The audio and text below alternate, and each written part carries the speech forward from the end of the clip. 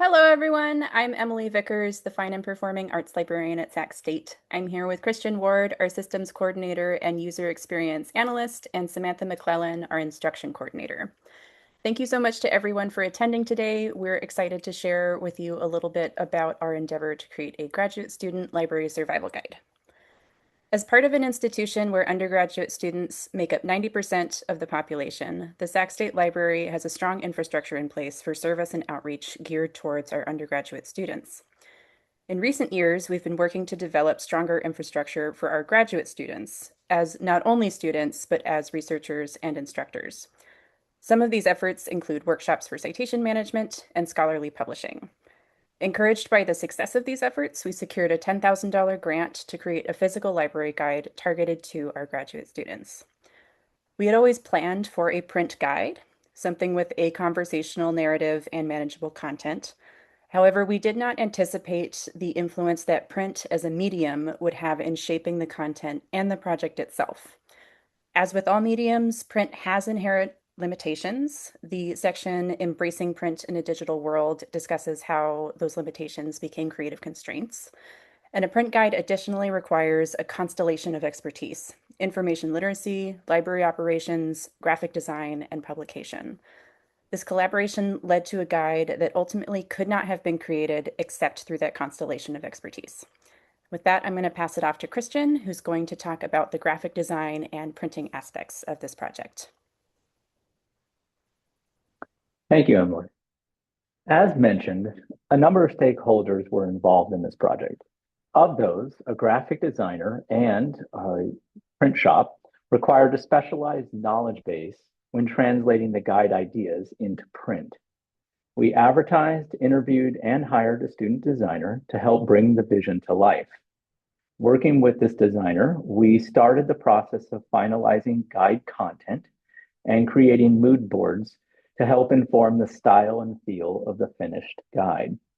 Once the mood board was selected, the design imbued the group with a focused energy that allowed the librarians to begin to visualize the finished content.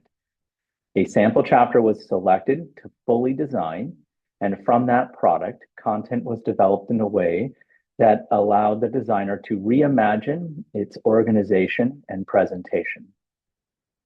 Similarly, working with campus printing requires a firm understanding of the physical dimensions, colors, materials, and constraints associated with producing a printed booklet. Working with the designer and the print shop, we finalized the complete design and provided preparations needed to send the job for printing.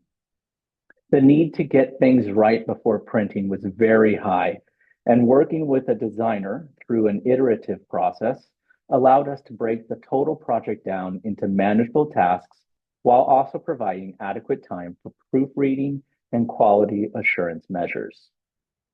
I'm going to pass it off to Samantha now, who's going to talk about library stakeholders and our distribution plan. Thanks, Christian. We also tapped into the expertise of our colleagues within the library. The library budget analyst was an essential member throughout the entire process, managing the grant funding for printing and our student graphic designer. We also collaborated with colleagues in user services, collection management services, and research and instruction to review content for accuracy and proofreading, assisting with multiple rounds of edits. We plan to distribute 1,800 guides via subject liaisons and events hosted by our Office of Graduate Studies. We also have an accessible PDF version that is hosted on the library website for accessibility and sustainability, along with future inevitable updates. In reflecting on this entire process, we have a few takeaways. Research project logistics before working with the designer, including print shops, university branding, and your student hiring process. Develop content as much as you can before you start working with the designer, but be open to changes as the designing conversation progresses. Identify your expertise gaps and find collaborators with that expertise. Ensure your printer has the capacity to meet your timeline. Keep in mind, especially if they are on campus, they may use subcontractors and process student and employee jobs. Ultimately, intensive collaboration humanized what might otherwise manifest as a static list of services, transforming the guide into a tactile artifact for our graduate student community.